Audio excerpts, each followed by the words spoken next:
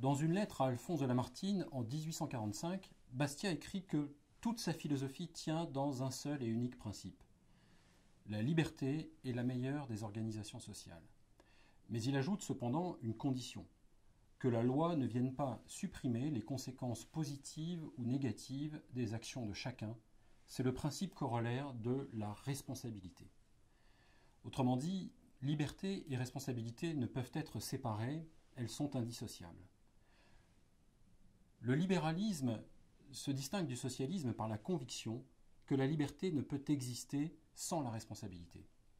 Mais quelle réalité recouvre exactement les mots de liberté et de responsabilité? La liberté se définit essentiellement d'une manière négative. Être libre, c'est agir sans coercition extérieure dans l'exercice de ses propres droits. Pourtant, cela ne veut pas dire absence de toute contrainte, car la liberté appelle la réciprocité. Elle nous impose également d'agir sans porter atteinte à la propriété d'autrui et donc de réparer les préjudices commis le cas échéant. Et c'est cela la responsabilité. La responsabilité représente donc en quelque sorte le versant positif de la liberté. Dans la mesure où l'on agit librement, on doit supporter les conséquences de nos propres actes, bonnes ou mauvaises. Or, la responsabilité individuelle est à la fois un grand vecteur de créativité et une incitation à la prudence et à la prévoyance.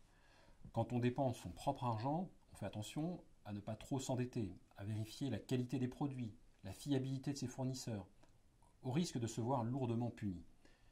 Telle est la puissance de la responsabilité alliée à la liberté, et elle est le véritable moteur du progrès social. Mais d'où vient alors le phénomène de l'irresponsabilité ou de la déresponsabilisation? Frédéric Bastiat nous indique une réponse à cette question, une réponse d'ordre politique. Il dit, je le cite, « L'intervention de l'État nous enlève le gouvernement de nous-mêmes. » Fin de citation. En effet, l'étatisme réduit sans cesse l'initiative privée et le libre choix des gens. Il fait à leur place ce que les personnes pourraient faire elles-mêmes et bien mieux.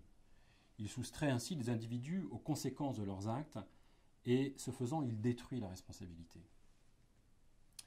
Selon Bastiat, l'hypertrophie des lois et l'intervention excessive de l'État ont pour conséquence d'engendrer une lutte pour le pouvoir, la spoliation, les privilèges, les monopoles, les guerres, bref, tout ce qui fait obstacle au progrès de la civilisation.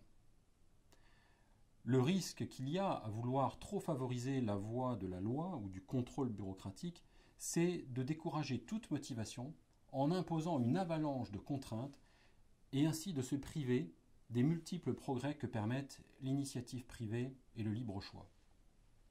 Illustrons cette question avec quelques grands sujets d'actualité.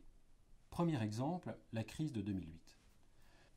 Pendant des années, les dirigeants de la politique monétaire ont expliqué que si les gains sont privatisés lorsque tout va bien, les pertes seront mutualisées en cas de faillite. Renflouement, plan de sauvetage, manipulation des taux d'intérêt, planche à billets, etc. Ce faisant, ils ont créé un aléa moral, ils ont facilité une prise de risque déraisonnable et ont incité le monde de la finance à se comporter de façon irresponsable et nous ont précipités dans cette crise que nous avons connue. Le phénomène se répétera indéfiniment tant que les banques resteront sous la domination d'autorités centrales censées les protéger tout en leur retirant toute autonomie de décision et de fonctionnement. Prenons un autre exemple, les services publics. Chaque service public impose les préférences d'une élite bureaucratique au détriment du libre choix individuel. Cela conduit à deux conséquences selon Bastiat. Le citoyen cesse d'exercer un libre contrôle sur ses propres satisfactions et n'en ayant plus la responsabilité, naturellement, il cesse d'en avoir l'intelligence. La raison en est simple, toute loi écrite est coercitive et elle est la même pour tous, elle ne tient aucun compte des situations particulières, des besoins et des préférences de chaque citoyen. Enfin, le service public est une cause d'immobilisme. En effet, quand les services privés deviennent publics, ils échappent à la concurrence. Par conséquent, dit Bastiat, je le cite, « Le fonctionnaire est dénué de ce stimulant qui pousse au progrès. » Fin de citation. Quand on observe par exemple le service public de l'éducation nationale, on comprend ce que Bastiat veut dire. Il décharge la grande majorité des parents du poids de l'éducation de leurs enfants, réduisant l'école à une garderie. Par ailleurs, il n'incite pas les professeurs à l'innovation, à la prise de risque, car dans un tel système, ils ne sont que les exécutants d'un programme conçu sans eux par des bureaucrates. Enfin, ils ignorent la réalité des besoins particuliers de chacun. Nous le verrons dans un autre cours, les seuls services publics légitimes d'un État, selon Bastiat, sont au nombre de 3, l'armée, la police, la justice. Mais pour conclure sur la responsabilité, le problème de l'intervention de l'État, c'est que ceux qui prennent des décisions ne sont pas ceux qui en subissent les conséquences. Autrement dit, les choix collectifs ne sont pas des choix responsables, puisque d'une part, ils n'entraînent aucune prise de risque pour les décideurs, et que d'autre part, ils forcent les autres à en subir certaines conséquences, ce qui est aussi désastreux qu'immoral. Santa Claus is not real.